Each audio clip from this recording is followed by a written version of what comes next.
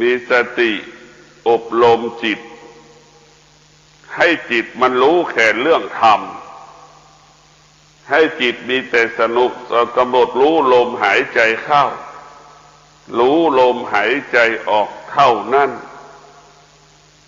เรื่องอื่นๆสิ่งอื่นๆจิตจะไม่ยอมรับ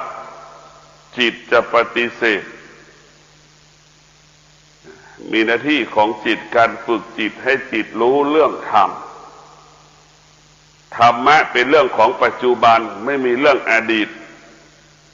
เช่นเรากำหนดรู้ลมหายใจเข้าเรื่องปัจจุบัน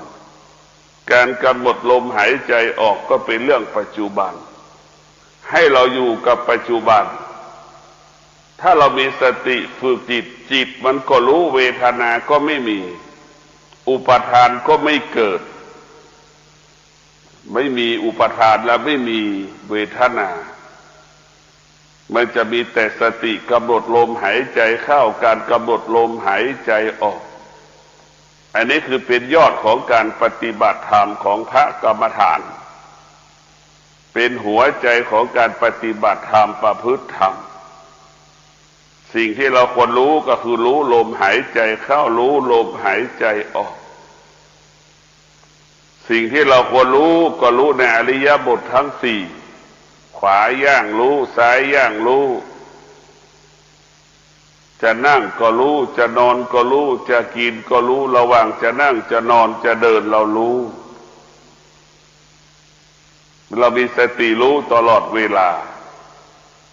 สิ่งที่เป็นอธรรมสิ่งที่เป็นอกุศลก็ไม่เกิดสิ่งที่เป็นอธรรมสิ่งที่เป็นอกุศลก็ไม่มาแสดงอาการเพราะเรามีกำลังสติที่แข็งแรงสมบูรณ์เรามีสติที่จะปฏิเสธสิ่งที่เป็นอธรรมสิ่งที่เป็นอกุศลออกไปจากจิตใจเราจิตของเราจะมีตั้งมั่นแค่ลมหายใจเข้าออกเรายึดแค่กำหนดลมหายใจเข้าออกมันจะเกิดคำว่าการพัฒนามันจะเกิดคำว่าการพัฒนาจนถึงที่สุดสภาวะจิตเราก็จะใสเหมือนน้ำที่เราดื่มเหมือนน้ำที่เราดื่มมันจะใสแบบนั้นสภาวะจิตเราอานุภาพการกำหนดลมหายใจเข้าออกนั้นมีอานุภาพมากมันมีอานุภาพมันมีพลังเหมือนเรานั่งขัดหินอัญมณีชั้นหนึ่งของโลกนะการปฏิจิตเราก็เปรียบเสมือนอัญมณีชั้นหนึ่งของโลกสติก็เหมือนแช่งเจียอัญมณีชั้นหนึ่งของโลกนะมันเงาให้มันงดงามนี่ก็ฝากให้พวกเราได้พิจารณาการดับทุกข์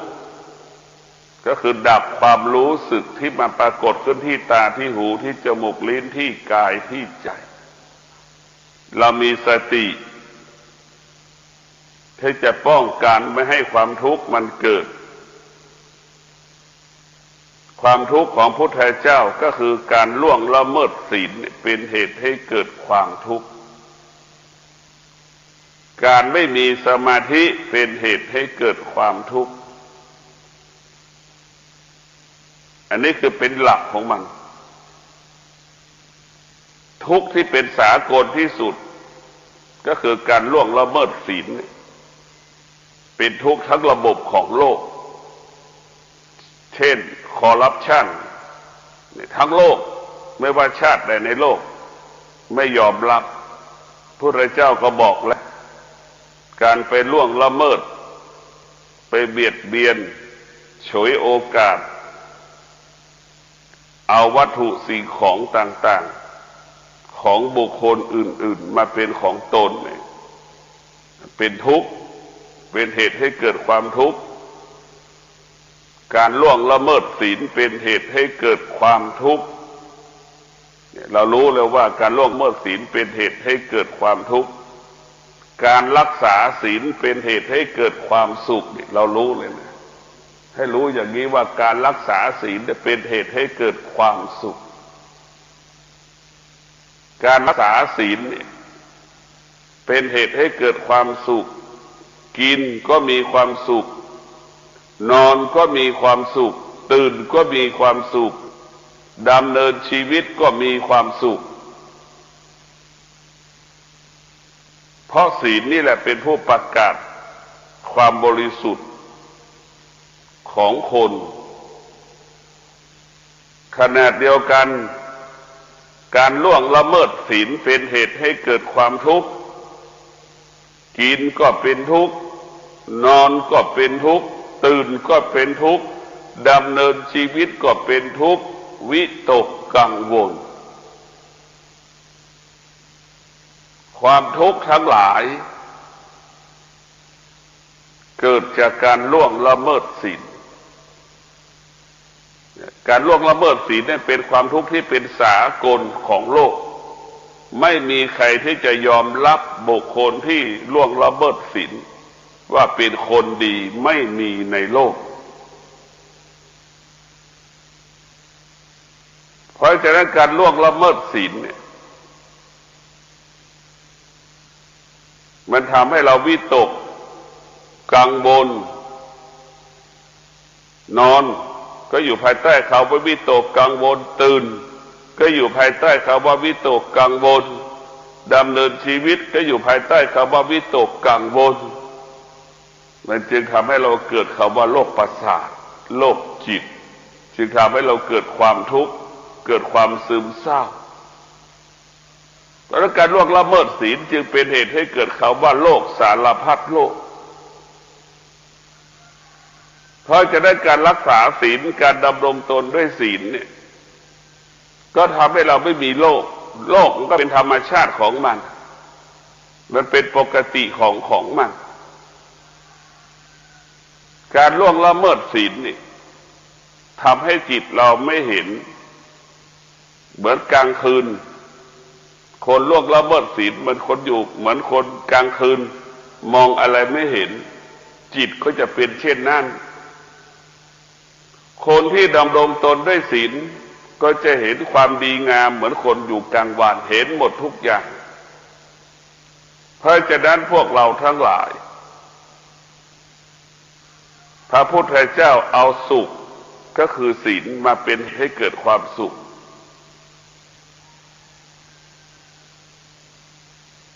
ถ้าเราล่วงละเมิดศีลพระพุทธเจ้าก็เอาเป็นเหตุให้เกิดความทุกข์เรารักษาศีลก็เป็นเหตุให้เกิดความสุขพระพุทธเจ้าเอามาเป็นแบบนี้เรารักษาศีลเป็นเหตุให้เราเกิดความสุขนอนก็หลับสบายตื่นก็สบายดำเนินชีวิตก็สบายไปเหนือไปใต้สบายอิสระก็ศีลทำให้เราเป็นอิสระดังนกบินกลางอากาศถ้าเราล่วงละเมิดศีลทำให้เราไม่อิสระวิตกกังวลดูเหนือดูใต้จะออกเหมือนคนจะไปขโมยของคนอื่นแต่ดูแอบดูอย่างนั้นแหละเพราะฉะนั้นพุทธเจ้าจึงเอาการล่วงละเมิดศีลเป็นเหตุให้เกิดความทุกข์พระพุทธเจ้าเอาเหตุของการรักษาศีลเป็นเหตุให้เกิดความสุขพระพุทธเจ้าจึงเอาเหตุให้คนที่มีสมาธิเป็นเหตุให้เกิดความสุขคนที่ไม่มีสมาธิเป็นเหตุให้เกิดความทุกข์คนที่มีสมาธิก็ทำงานเรียบร้อยคนที่ไม่มีสมาธิทำงานไม่เรียบร้อยคนที่มีสมาธิทำงานละเอียดคนที่ไม่มีสมาธิทำงานไม่ละเอียดเราจะเห็นได้แตกต่างกันคนที่ทำงานไม่ละเอียดการเติบโตในอาชีพตำแหน่งการงานก็ไม่เกิดคนที่มีสมาธิทำงานละเอียดโอกาสหน้าที่การงานก็เติบโตเนี่ยมันจะแตกต่างกันเพราะฉะนั้นกฎการมีสมาธิก็เป็นเหตุให้เกิดคำว่าความสุขในการประกอบอาชีพก็เจริญรุ่งเรืองงอกงาม การคนที่มีสมาธิกลายเป็นบุคคลที่ยอมรับพูดก็เป็นความจริง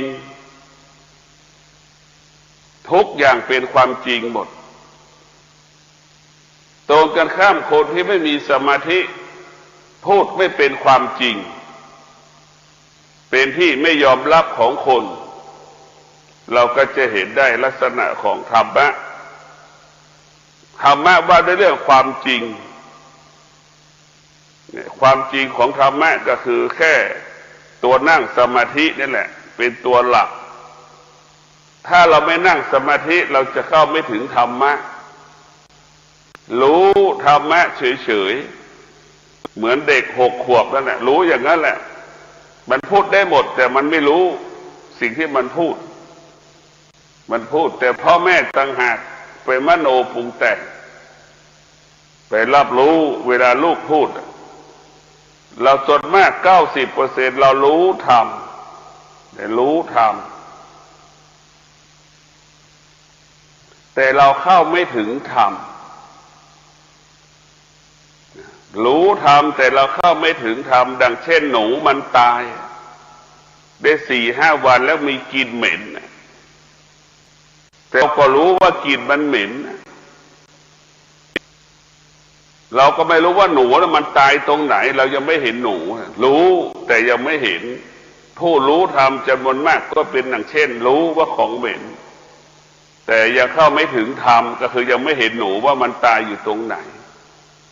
รู้มันก็ไม่พ้นทุกข์การปฏิบัติธรรมที่ทำให้เราพ้นทุกข์เช่นเรารู้ว่าหนูมันตายใต้ตู้แล้วก็ไปยกตู้แล้วเอาหนูไปทิ้งนี่เห็นไหม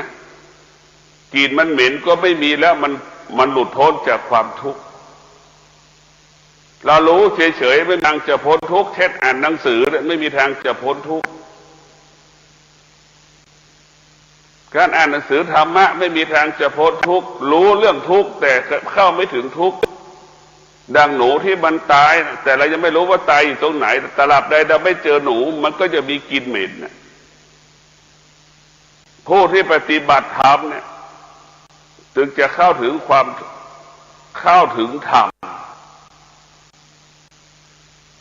ธรรมะของพระพุทธเจ้าว่าด้วยเรื่องการเกิดเป็นเหตุให้เกิดความทุกข์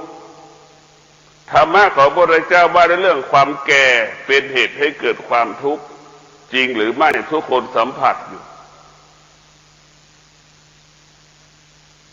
ว่าด้วยเรื่องความเจ็บเป็นเหตุให้เกิดความทุกข์ว่าด้วยเรื่องความตายเป็นเหตุให้เกิดความทุกข์ทุกคนก็สัมผัสรู้สึก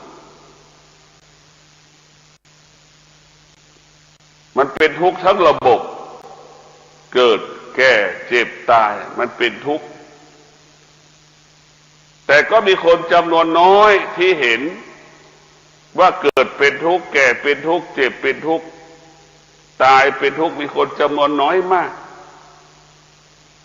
สัก 5% ของโลกก็ว่าได้ส่วนมากมันจะไม่รู้เลยว่าเกิดเป็นทุกข์แก่เป็นทุกข์เจ็บเป็นทุกข์ตายเป็นทุกข์มันจึงไม่รู้เพราะมันไม่ได้ศึกษาเกิดมาแล้วไม่ได้พิจารณามันจึงไม่รู้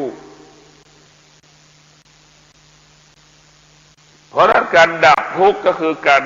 มีสมาธิคือการดับทุกข์ถ้าจิตเรามีสมาธิเมื่อไหร่จิตมันก็สงบทุกข์ก็ไม่เกิดจิตสงบมันก็เปรียบเสมือนบ้านที่มีประตูหน้าต่างเหมือนบ้านมีกำแพงบ้านเหมือนบ้านมีรั้วบ้านมีประตูบ้านเราปิดสิ่งที่เป็นอธรรมสิ่งที่เป็นอกุศลก็มาไม่ได้เข้าไม่ถึง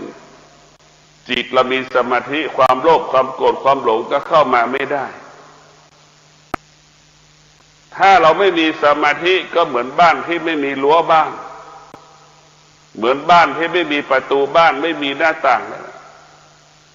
บุคคลต่างๆก็สามารถจะเข้ามาสู่บ้านได้ฉันได้ความโลภ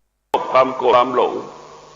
อยากได้อยากมีอยากเป็นก็เกิดขึ้นได้สำหรับคนที่ไม่มีสมาธิเพราะนั้นตัวเรื่องสมาธิเนี่ยเป็นสิ่งที่ดีที่สุดคือการนั่งสมาธิก็จะเป็นบ่อเกิดแห่งธรรม สมาธิเปรียบเสมือนคนถือท้ายเรือศีลห้าเปรียบเสมือนเรือสมาธิเปรียบเสมือนคนถือท้ายเรือทั้งสมาธิเรือไม่มีคนพายเรือก็ไม่เกิดประโยชน์เพราะฉะนั้นศีลจึงเป็นพาหนะที่จะนำพาเราไปสู่มรรคผลเป็นพาหนะสมาธิจะเป็นผู้กำกับพาหนะเปรียบเสมือนชีวิตของเราสมาธิก็คงเปรียบเสมือนพระพุทธเจ้าจะนำชี้ทางให้เราหลุดพ้นสมาธิก็เหมือนผู้ที่ถือท้ายเรือใช่ไหมทำให้เราผุดโทษข้ามน้ำจากฝั่งนี้ไปอีกฝั่งหนึ่งนั่นแหละให้เราหลุดพ้นจากวัฏฏะสงสารศีลมันจะมีความสำคัญสมาธิมันจะมีความสำคัญต่อการดำเนินชีวิตของเราทั้งศีลสมาธิมันไม่ใช่เรื่องมรรคและผลมันเป็นเรื่องปัจจุบันทั้งสิ้นเราดำรงตนด้วยศีลเนี่ยเราก็มีความสุขเราก็มีความสงบเราก็เกิดความสงบมันเรื่องปัจจุบันทั้งสิ้นมันไม่ใช่เรื่องอดีตบุคคลที่มีดำรงตนด้วยศีลนี่ในตัวศีลมันก็จะบอกให้บุคคลคนนั้นอดทนอดทนเมื่ออดทนแล้วมันสิ่งที่เป็นกิเลสสิ่งที่เป็นอธรรมก็ไม่เกิดเพราะความอดทนไปหยุดยั้งตาที่มันเกิดความอยากหูที่มันเกิดความอยากลิ้นที่มันเกิดความอยากจมูกที่มันเกิดความอยากเราไปหยุดความอยากด้วยความอดทนสติมันจะให้เราอดทนสติจะให้เราภาคเพียรให้รู้ล่วงจากความโลภความโกรธความหลงที่มันล่อมันหลอกเราให้ได้เนี่ยเราจะตกอยู่ใต้อำนาจเหมือนเราหิวข้าวเนี่ยเราต้องมีสติที่จะต้องอดทนเราจะเป็นต้องมีสติที่จะวิริยะภาคเพียรเนี่ยความหิวมันก็จะหายไปเรารู้ว่าหิวข้าวเมื่อไหร่เราเดินจงกรมเรารู้ว่าหิวข้าวเมื่อไหร่แล้วก็เดินทำกิจกรรมหรือสวดมนต์นั่งจงกรมก็มีทั้งสองอย่างแล้วมันก็หายไปสิ่งที่เรารู้และเอามาเป็นใหญ่มันจะทำให้เราเกิดความทุกข์สิ่งที่เรารู้เราไม่ให้ความสำคัญมันก็ไม่มีค่ามันก็ไม่สามารถยิ่งใหญ่ในจิตใจเราได้ถ้าเราให้ค่าสิ่งใดที่เป็นใหญ่ในจิตใจสิ่งนั้นก็จะข่มเหงรังแกเบียดเบียนจิตใจเราต้องมีสติรู้อาการของจิตรู้อาการของอายตนะเพราะอายตนะของเราเนี่ยมันสัมผัสรู้สึกว่าสุขปทุกข์ตลอดเวลาอายตนะของเราเนี่ยมันสัมผัสรู้สึกสุขกับทุกข์ตลอดเวลาเราจำเป็นอย่างยิ่งที่จะต้องแก้ไขหรือพัฒนาอายตนะของเราให้มันรู้แบบชัดเจนให้มันรู้ว่าสิ่งนี้เป็นไฟมันร้อนเราจะไม่จับ ให้เรารู้แบบนี้เรารู้ว่าขี้มันเหม็นนี่เราจะไม่อยู่ใกล้และจะไม่จับและเราจะไม่อยู่ใกล้อย่างนี้นี่แหละคือรู้ความจริงเข้าถึงความจริงจะเป็นเช่นนี้ดวงจิตบุคคลที่เข้าถึงธรรม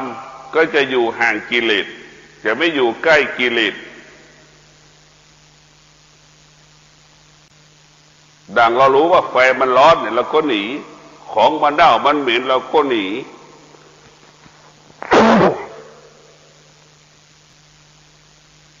ถ้าเราไม่รู้อยู่ใกล้ของเน่าของเหม็นก็เกิดอารมณ์ที่ไม่ดี หงุดหงิดอึดอัด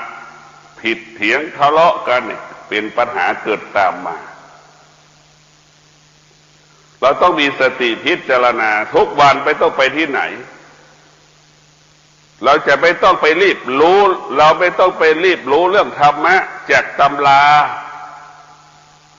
ทุกวันนี้เราไปรีบเร่งที่จะรู้เรื่องธรรมะที่เกิดจากในตำราเราต้องรู้เรื่องธรรมะเกิดขึ้นที่กายของเราก็คือตาของเราเนี่ยปัญหามันเกิดขึ้นทุกวันที่ตานี่คือธรรมะหูของเราเนี่ยแหละมันเป็นธรรมะที่มันปรากฏทุกวันอายตนะเนี่ยเป็นบ่อเกิดของธรรมะอายตนะเป็นบ่อเกิดของกิเลสอยู่ที่อายตนะทั้งสิ้นถ้าเราแก้ไขอายตนะทั้งหมดได้เราก็สามารถเข้าถึงธรรมได้หมดถ้าตลับใดเรายังพัฒนาอายตนะไม่ได้แก้ไขอายตนะไม่ได้เราไม่มีโอกาสได้เห็นธรรมเข้าถึงธรรมเพียงแต่รู้ธรรมเฉยๆตาเห็นรูปก็ยังเกิดอาการพอใจไม่พอใจก็ยังสอบไม่ผ่านหูสัมผัสกับเสียงกระทบกับหูก็เกิดอาการรู้สึกชอบใจไม่ชอบใจเกิดขึ้นสอบไม่ผ่านจมูกสัมผัสกับกลิ่นก็เกิดอาการชอบใจไม่ชอบใจนี่คือสอบไม่ผ่านเรายังตกอยู่ใต้อำนาจไม่มีทางนี่คือธรรมะสิ่งที่จะต้องรู้สิ่งเหล่านี้ต้องแก้ไขสิ่งเหล่านี้ไม่ต้องไปรีบเร่งรู้หัวข้อธรรมอื่นๆอายตนะนี่แหละเป็นบ่อเกิดแห่งพระธรรม84,000พระธรรมขันธ์ถ้าเราสามารถแก้ไขกิเลสที่มันออกจากตาจากหูจมูกลิ้นกายใจเราได้นั่นแหละธรรมะจะเกิดขึ้นมาทันทีธรรมะเนี่ยมันถูกกิเลสครอบงำธรรมะก็เปรียบเสมือนขี้ไอ้กิเลสข้างหลายก็เปรียบเสมือนขี้ดินเห็นไหมธรรมะเปรียบเสมือนอัญมณีมันอยู่ในดินเห็นไหมอัญมณีกิเลสมาครอบงำฝังมาไว้หมดมันถูกกิเลสครอบงำหมดจิตใจของเราเหมือนเราถูกอัญมณีอยู่ในดินหยกอยู่ในดินพลอยอยู่ในดินเห็นไหมแสงทั้งหลายอยู่ในดินหมดมันถูกดินครอบปกคลุมหมดจิตเราก็เปรียบเสมือนแก้วเหมือนแสงนั่นแหละถูกกิเลสปกปิดบังหมดเพราะนั้นเราไม่ต้องไปพูดเรื่องธรรมไม่ต้องไปอ่านหนังสือเรื่องธรรมเรารู้เรื่องธรรมะที่ตาเนี่ยที่หูที่จมูกที่ลิ้นที่กายที่ใจจนถึงที่สุดตาเราเห็นภาพต่างๆเห็นรูปต่างๆตาก็เฉยสงบนิ่งนั่นแหละธรรมะเกิดหูกระทบกับเสียงสารพัดเสียงกระทบกับหูก็เฉยสงบนิ่งนั่นแหละสอบผ่านแล้วนั่นแหละคือธรรมะเกิดจมูกสัมผัสกับกลิ่นสารพัดกลิ่นก็ไม่หวั่นไหวสงบนิ่งนั่นแหละธรรมะมันเกิดมันไม่โต้ตอบไม่ตอบสนองไม่สำแดงอาการลิ้นสัมผัสกับรสชาติอาหารไม่เกิดปฏิกิริยาใดๆนั่นแหละธรรมะเกิดคำว่าสงบนิ่งกายเราจิตของเราสัมผัสถูกต้องก็ไม่เกิดความรู้สึกใดๆสงบนิ่งเท่านั้นนั่นแหละคือธรรมะมันเกิดถ้าธรรมะมันเกิดขึ้นที่อายตนะตาก็สงบนี่แหละคือธรรมะหูก็สงบจมูกก็สงบลิ้นก็สงบกายก็สงบใจก็สงบไอ้ความสงบเป็นหัวใจของธรรมเป็นแก่นของธรรมเพราะฉะนั้นพวกเราทั้งหลาย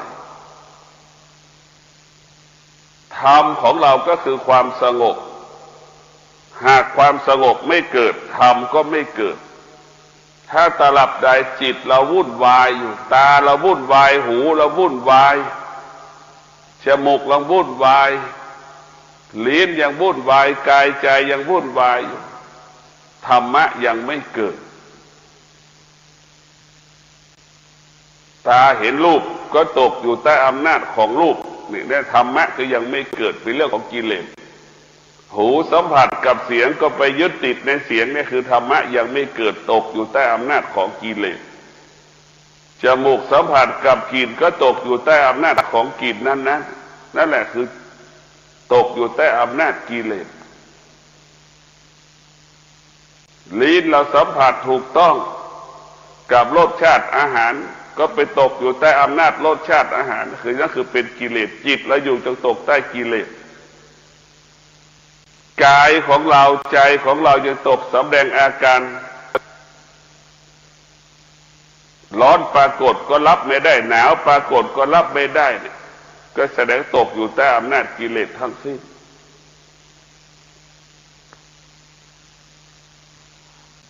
เพราะเราไปตอบสนองเมื่อไหร่ก็เกิดอาการเป็นเรื่องของกิเลสถ้าเราไม่ตอบสนองเราอยู่เหนือกิเลสถ้าเราตอบสนองอยู่ภายใต้กิเลสกิเลสก็เหมือนช้างเราก็เหมือนท่อนสูงเนี่ยมันจะลากชีวิตเราไปอย่างนั้นแหละเหมือนช้างลากสูงเนี่ยเราก็เหมือนชีวิตเราร่างกายเราก็เหมือนสูงถูกกิเลสเบียดเบียนอย่างนั้นแหละลากไปอย่างนั้นแหละจนเราตายเพราะฉะนั้นผู้ที่ปฏิบัติธรรมทั้งหลายมีสติรู้อยู่เหนือสิ่งที่เรารู้นั่นแหละคือการปฏิบัติธรรมเรามีสติที่สมบูรณ์มีจิตที่สมบูรณ์คือจิตรู้สิ่งใดให้จิตอยู่เหนือสิ่งนั้นนี่แหละการปฏิบัติธรรมจิตเราอยู่เหนือสิ่งที่เรารู้จิตเราจะไม่ยึดติดสิ่งที่เรารู้นี่คือธรรมะมันเกิดธรรมะคือจิตมันแข็งแรงจิตมันสมบูรณ์มันจะรู้สิ่งที่เรารู้เราจะไม่ยึดติดสิ่งที่เรารู้มันจะไม่ยึดติดสิ่งที่เรารู้เราจะไม่ยึดติดสิ่งที่เรารู้เพราะการฝึกจิตมันจะรู้แบบนั้นถ้าเราไม่ได้ฝึกจิตของเราก็จะตกอยู่ใต้อำนาจสิ่งที่เรารู้หมดเหมือนเด็กอ่ะ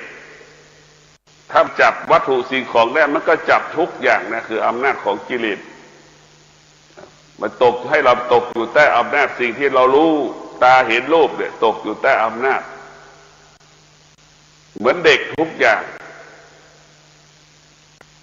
เพราะจิตเราไม่ได้ฝึกก็จะเป็นเช่นนั้นจิตที่อ่อนแอก็จะเป็นเช่นนั้นมันแยกแยะไม่ออกถ้าจิตเราได้รับการพัฒนาก็เหมือนเด็กหนุ่มสาวมันแยกแยะออกแล้วอันนี้ควรกินอันนี้ไม่ควรกินมันก็จะแยกแยะออกมันก็จะรู้ของมันแต่เด็กนี่มันจะไม่รู้เลย1 ขวบ 2 ขวบ